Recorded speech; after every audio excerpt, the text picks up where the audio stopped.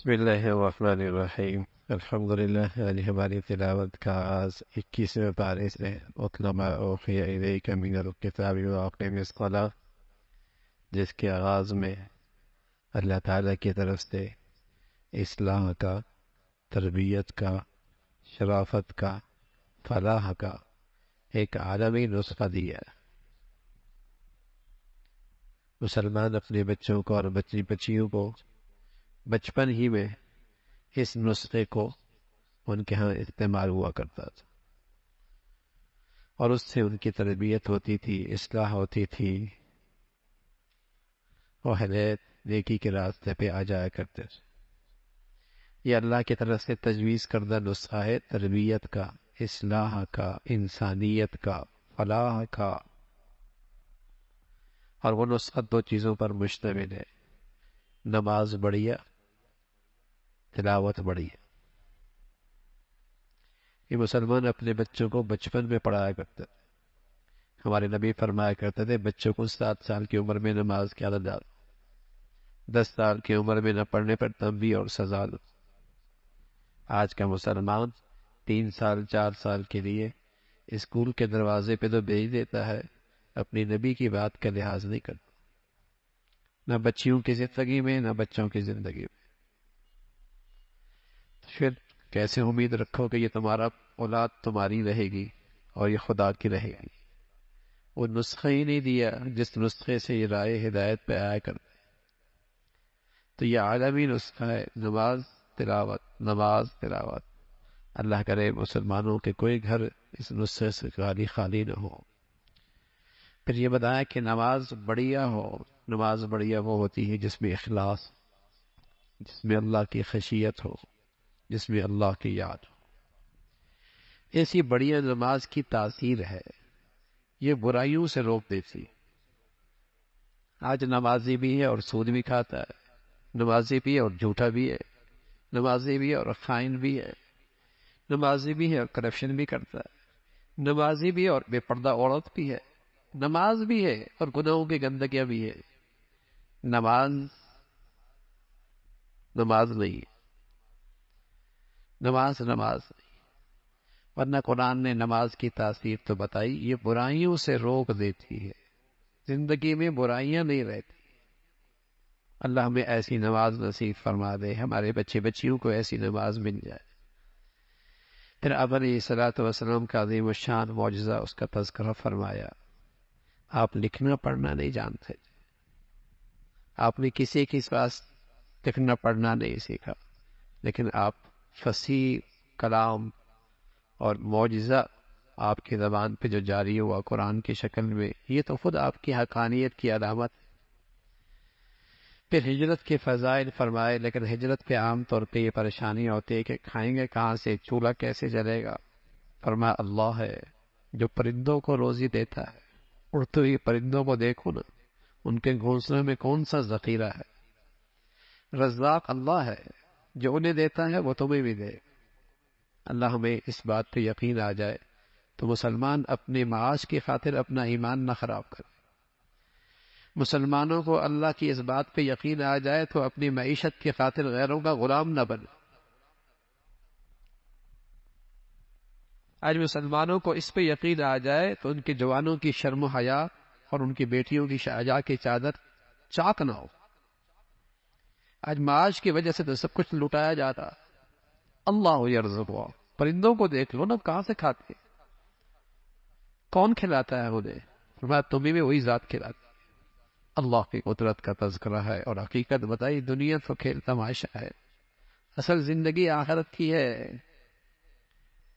یہ تو جیسے بچہ ریت کے اندر پاؤں ڈالتا ہے، گھر بناتا ہے، پھر توڑ دیتا ہے۔ دنیا کی زندگی تو ایسی ہے، کوئی گھر بناتا ہے، کوئی پھر اجاڑ بھی دیتا ہے، کوئی ویران ہو رہا ہے، کوئی آباد ہو رہا ہے۔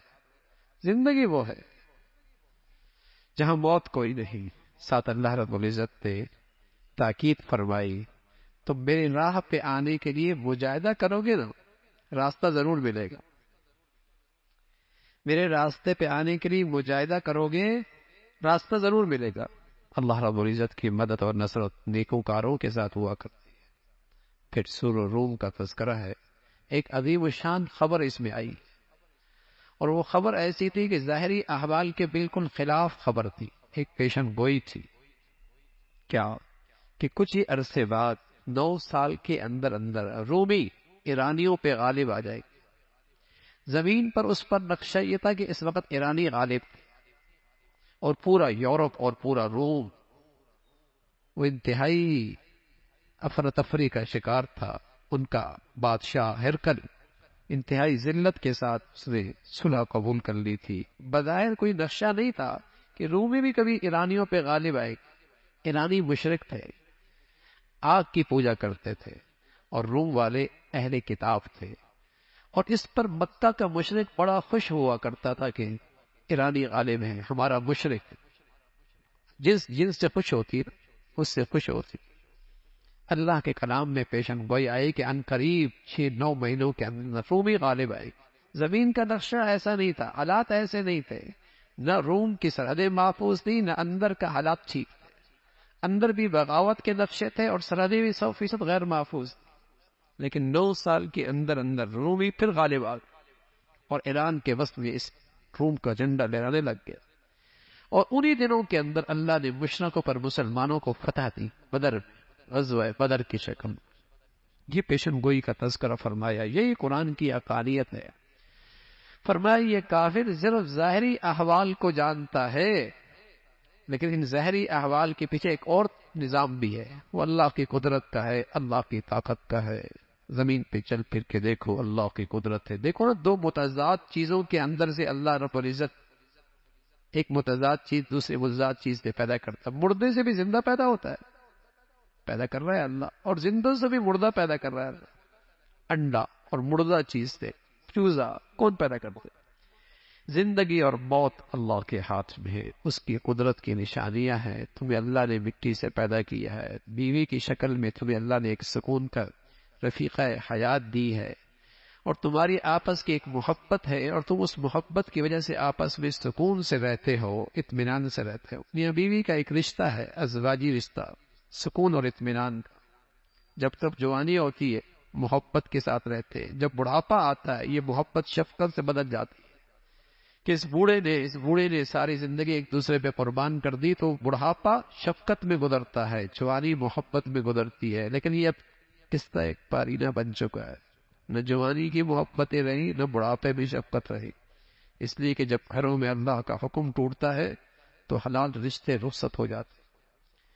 جب گھروں میں اللہ کے حکم ٹوٹتے ہیں، اللہ کا لحاظ نہیں رہتا، تو پھر ان رشتوں کے اندر بھی ایک دوسرے کا لحاظ باقی نہیں رہتا، پھر ان رشتوں کے اندر بھی ایک دوسرے کی قدر نہیں رہتی۔ ورنہ ازواجی رشتہ مسلمانوں کا ایسا ہی ہوا کرتا تھا، بڑھاپا شفقت میں گزرتا تھا، جوانی محبت میں گزرتی تھی۔ پھر اللہ کی قدرت کا تذکرہ ہے، طرح طرح کی بولیاں ہیں، یہ کون دیتا ہے؟ زبان ایک ہے، گوشت کا لوٹڑا ایک ہے، زبانیں سینکڑوں ہیں۔ یہ اللہ رب العزت نے پیدا فرمایا، اسی کا نظام چلتا ہے۔ اللہ اپنی قدرت کی نشانیاں پیدا کرتے ہیں۔ پھر اللہ رب العزت انسان کو پیدا فرمایا، فطرت سلیمہ میں پیدا کیا، کوئی گمراہی کا شکار ہو گیا، کوئی ہدایت پہ رہا۔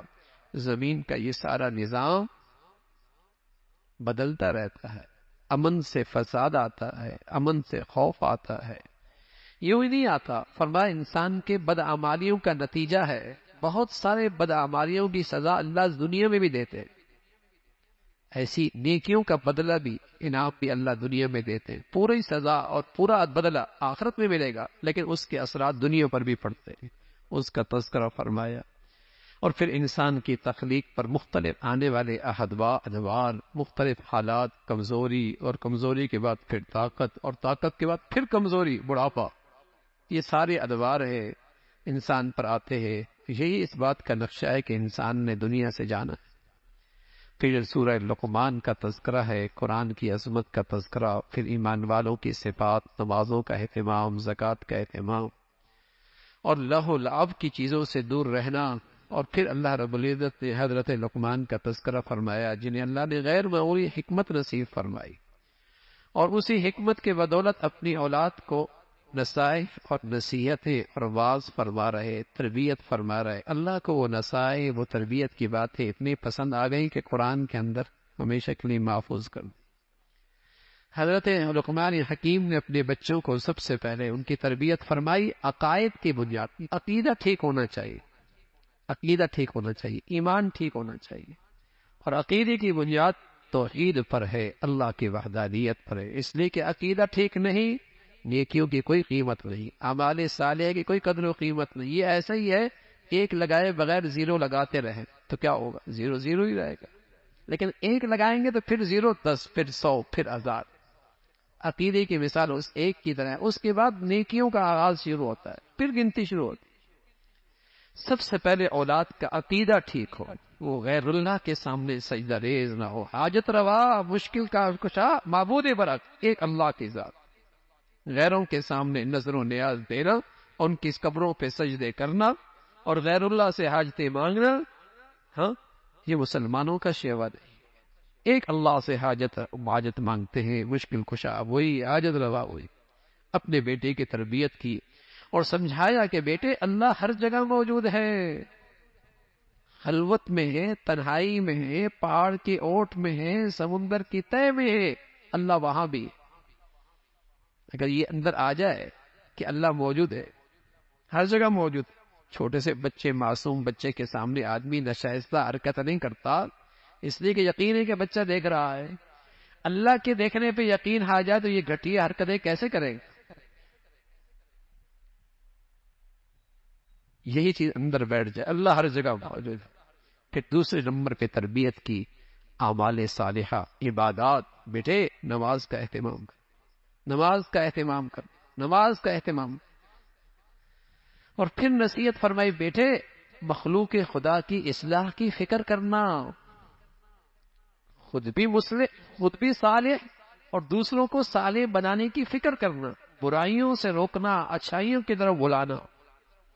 آج مسلمان کی زندگی اس پہ آ جائے تو معاشرہ نہ سنور جائے۔ معاشرہ اوپر سے اچھا بن کے نہیں آتا، انسان ہی اسے اچھا بناتا۔ لیکن آج برائیوں پہ ٹوک ٹوک کوئی نہیں رہی، نہ گھر میں نہ باہر، جو جیسی زندگی گزار رہا ہے کسی کے ماتھے پہ بل ہی نہیں آتا۔ ایک باپ اپنے بیٹے کو نصیحت کر رہا ہے، بیٹے شرک نہ کرنا، بیٹے اللہ ہر جگہ موجود ہے، نماز بڑھیا کرنا، اور اپنی زندگی اس پہ لگانا کہ تیری ذات سے مخلوق خدا کی اصلاح ہو، برائی سے روکنا، اچھائی کی طرف، اخلاق کی تربیت، معاشرت کی تعلیم دی، اخلاق اچھے رکھنا، اخلاق اچھے رکھنا، نرمی اختیار کرنا، میٹھے بول بولنا، تکبر اختیار نہ کرنا، چیخنا چلانا نہیں، اس لیے کہ سب سے چیخنے چلانے والے کی سب سے بری آواز گدھے کی ہوتی۔ یہ ان بنیادوں پر ایک باپ اپنے بیٹے کی تربیت کر رہا ہے، اور وہ حکیم ہے اور اپنی اولاد کے سب سے بڑے خیر خواہ ہیں۔ بلکہ سچ کیا ہے؟ وہ روشن خیال ہے، سچ یہ وہ دور اندیش ہے، سچ یہ ہے کہ وہ اپنے اولاد کے حقیقی خیر خواہ ہیں۔ اللہ کرے ہر باپ کو اولاد کی اس نعمت کی ایسی قدر نصیب ہو۔ اولاد کی تربیت ختم ہو گئی، توجہ ہی نہیں، بس یہ ذہن بن گیا کہ بس اسے کمانے کی مشین بنا دو، بس اسٹیٹس اچھا ہو جائے، یہ انسان اچھا بن جائے بھائی، جس سے اسے کھربوں سال کی زندگی اچھی ہو جائے گی، پھر اللہ رزق کا بھی انتظام کرنا۔ آخرت کا تذکرہ فرمایا، اللہ کی بڑائی ہے، فرمایا اللہ کی بڑائی، اللہ کی شان ایسی ہے سارے سمندر سیاہی بن جائیں، ساری مخلوق لکھنے پہ آ جائے، سارے درخت قلم بن جائیں، اللہ کی تعریف ختم کوئی نہیں ہو۔ ساری مخلوق کو پھر زندہ کرنا اللہ کے لیے کیا مشکل ہے؟ ساری مخلوق، ایک انسان پیدا کرنا، سب برابر ہے اللہ کے یہاں سب برابر ہے۔ اس کی قدرت کا تذکرہ فرمایا، ایمان والو اللہ سے ڈرو، اور اس دن سے ڈرو جس دن باپ بیٹے کو اور بیٹا باپ کے کام نہیں آئے۔ ہر ایک کو اپنی کیے کو سامنے دیکھنا پڑے گا۔ قیامت کا صحیح علم اللہ کے پاس، بارش کب کتنی اللہ جانتا، ماں کے پیٹ میں بیٹا بیٹی کیوں اللہ جانتا، کل تم کیا کرو گے اللہ ہی جانتا، تمہاری موت گھر میں آئے گی یا سڑک پہ آئے گی اللہ ہی جانتا ہے۔ ان 5 چیزوں کا علم سوائے اللہ کے اور کسی کے پاس نہیں۔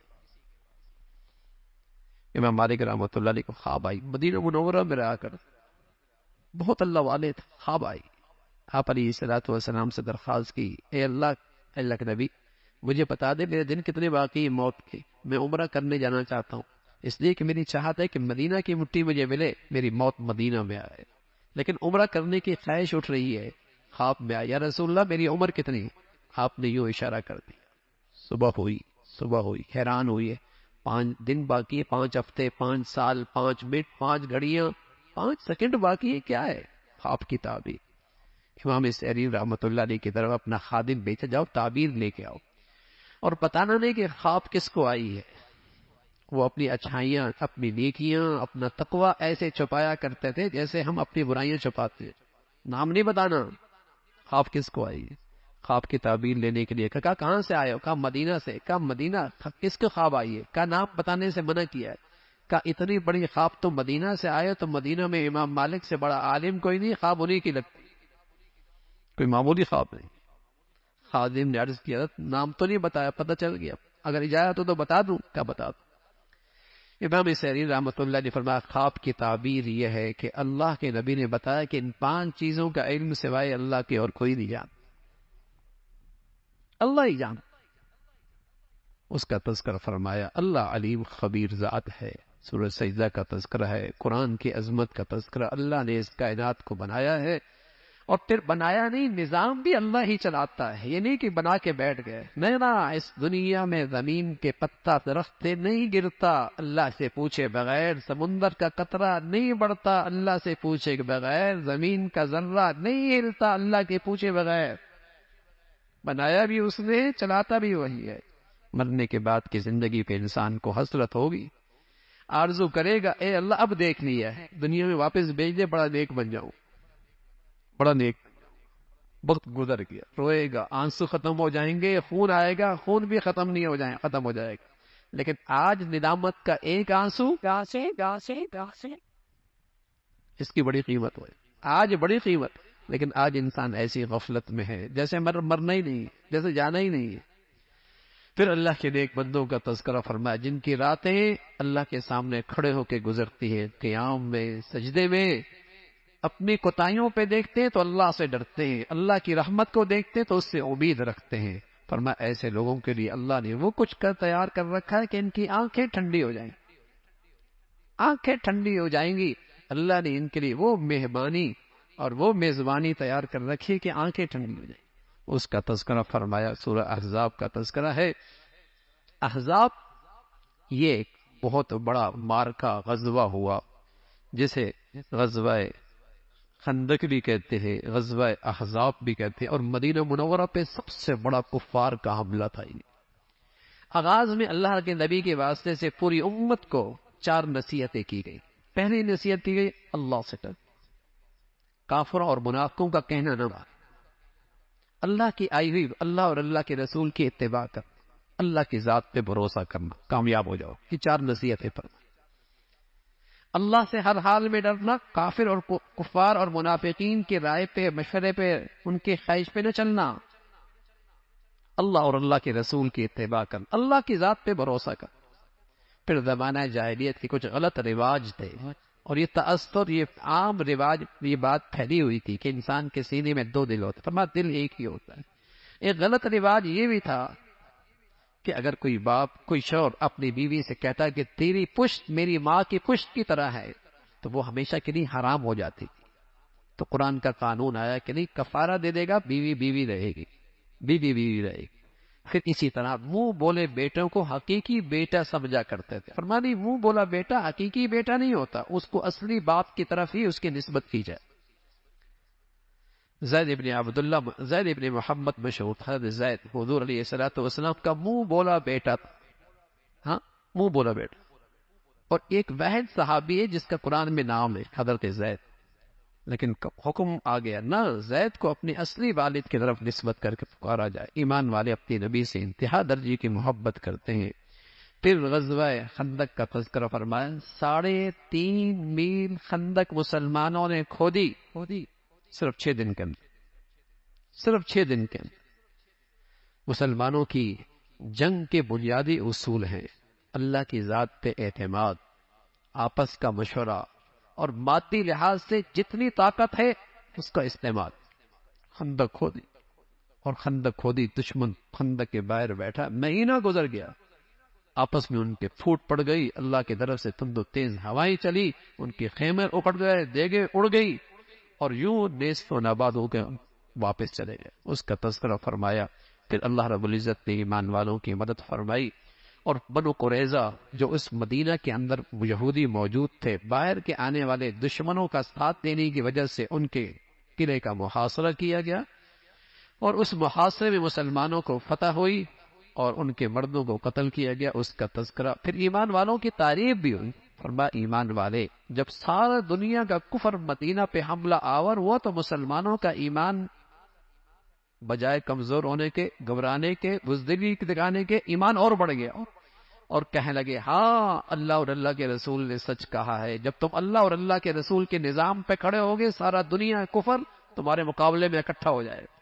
اللہ اور اللہ کے رسول نے سچ کہا تھا، بجائے ان کے ایمان کمزور ہونے کے، بزدلی دکھانے کے، ایمان اور بڑھ گیا کہ اللہ اور اللہ کے رسول نے کہا تھا کہ اگر تم اللہ کا نظام زمین پہ نافذ کرو گے ساری دنیا کفر منافق اکٹھا ہو جائے، انہیں برداشت نہیں ہو، ان کا ایمان اور بڑھ گیا، اس کا تذکرہ فرمایا۔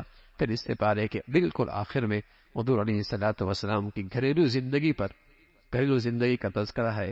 آپ کی ازواج نے اس خیال سے کہ اب کچھ گھر میں حالات خوشحالی ہے اور کچھ حالات اچھے ہیں، پہلے بہت تنگ دستی تھی، آپ علیہ الصلوۃ والسلام نے درخواست کی گھر کا خرچہ کچھ بڑھا دیا جائے، لیکن وہ بڑی عورتیں تھیں اور امہات المؤمنین تھی، ان کی یہ بات بھی اللہ کو پسند نہیں آئی، اور اللہ کے رسول بھی ناراض سے ہو گئے اور ان سے تھوڑے سا الگ سے ہو گئے، گھر میں تھوڑی سی الگ ان سے جدائی اختیار کر لی، اور انہیں اختیار دیا زندگی اسی قناعت کے ساتھ گزارنی ہے تو ٹھیک ہے، اگر دنیا کی خوشحالی چاہیے تو میں تمہیں جدا کر دیتا ہوں، تمہاری مرضی۔ لیکن ان کو تو خیال ہی نہیں تھا کہ آپ کے علیہ الصلوۃ والسلام پر یہ بات بوجھ بن جائے گی۔ سب کہنے لگے یا رسول اللہ ہم تو کچھ بھی نہیں چاہتی، ہمیں تو آپ کے ساتھ جینا ہے اور آپ کے ساتھ زندگی گزارنی ہے، اسی کا تذکرہ فرمایا۔ اللہ عمل کی توفیق نصیب فرمائے۔